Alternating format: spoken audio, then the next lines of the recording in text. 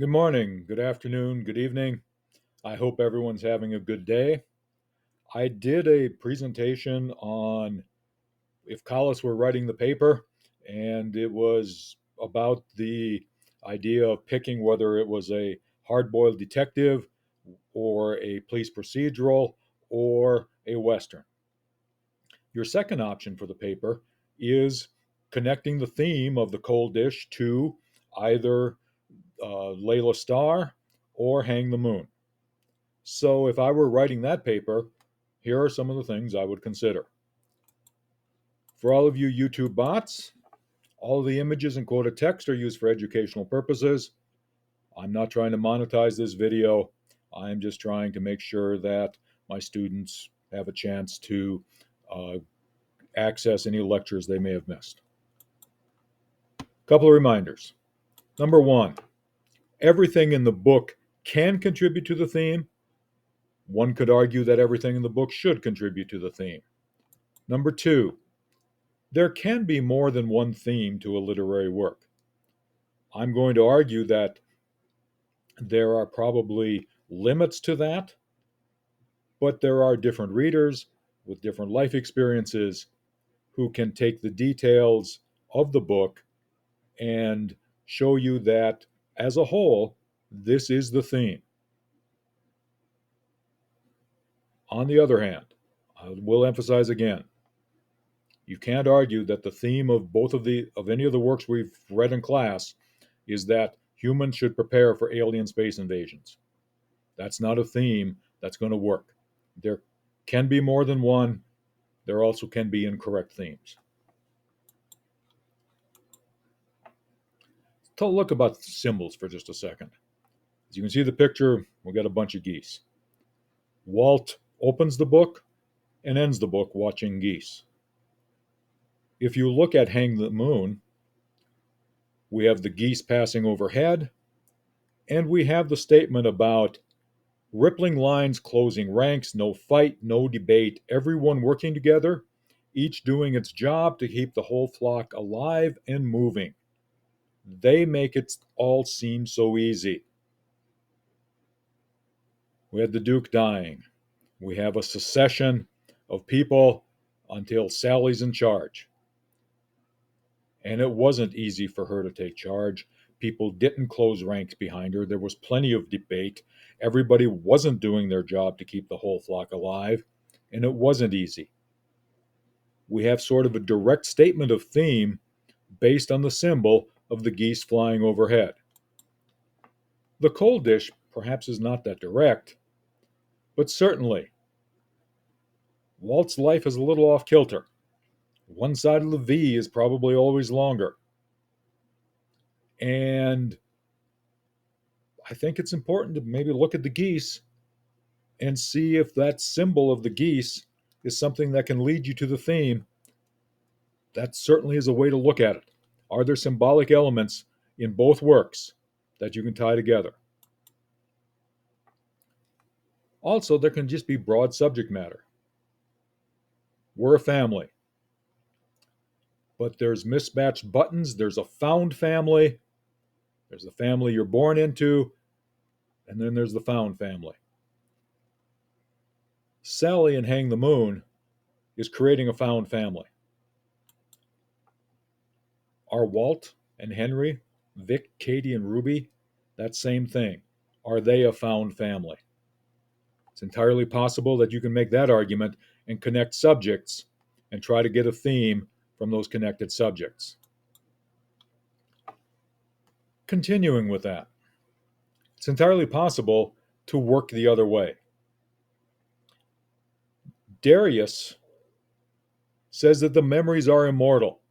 He could not forget Layla Starr's face because she showed up at Bardun's funeral. She was responsible for, or she showed up when his friend died. He could not forget her face. Walt says you have to forget. And if you don't forget, you can wind up in the land of very bad things. But I think it's entirely possible that both books were reaching the same conclusion, even though they started from different premises. Darius was certainly in the land of very bad things, and it took him a long time to get out of that land of very bad things. He lost his son until Darius was on his deathbed. So I think that it's entirely possible that even though characters say two different things, they wind up at the same place. And I think that's a place to look at as well. Were they making the same point? One of them through a direct statement, the other one through plot details. Seeing people. Abraham was not seen as a human being. He gets lynched. Gloria just disappears from the novel, Abraham's wife. There are people who are not seen. Once again, you have the direct statement in the cold dish, seeing people is important. You kind of have it shown in Hang the Moon. And Hang the Moon also points out that people in Claiborne County in general are not seen.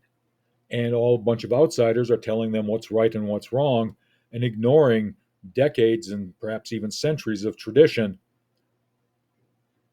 that these people had been practicing when it came to making moonshine. Once again, and the cold dish, by the way, I think does a lot to show what happens when people aren't seen. So again, connecting subjects, seeing people, and the importance of seeing people. The Many Deaths of Layla Starr also has that. Layla didn't see people as people when she reaped whole generations. But when she saw Darius as a person, she was unable to act as the goddess of death. She was unable to kill him. Also, we have Darius seeing Bardun as a person when the rest of the people in his family don't see him that way. They don't let him in the house to use the toilet. They make him wash in cold water from a well. They refuse to attend the funeral because it would be inappropriate. Seeing people as people is an important part of all of the books, I think. I'm going to say that I don't believe it's a major theme of the cold dish, but I've made a big deal about it in class. It might be something you would want to consider when you deal with the cold dish. The titles. We have the title of Hang the Moon explained in the fact that Sally believes that the Duke hung the moon and scattered the stars. We know for a fact that the Duke did not do that the Duke was one of the most flawed humans of all time. He was incapable of that godlike behavior. But her belief and the truth and her having to deal with the truth, I think, is important. And so the title ties into all of that. The Many Deaths of Layla Starr. I think it's an open question if the book's about the deaths or if it's about the many lives of Layla Starr and what she learned through all of those lives and how learning through those lives got us to the end where she and Darius can sit on the beach. But the cold dish. Question is, what's a cold dish? And it's not a plate of cold food. Henry gives us his answer. Revenge is a dish best served cold. And I think it's important to understand here that, and I'll get to this in a future slide, this is probably not the theme, but with the title The Cold Dish, what is the point made about revenge? Hang the Moon has revenge. The feud between the Bonds and the Kincaids, getting revenge because a grandpa cheated the other grandpa out of 88 acres of good bottomland. So there's a lot of feuding there. We had the armored car battle. We had all sorts of stuff between the Bonds and the Kincaids.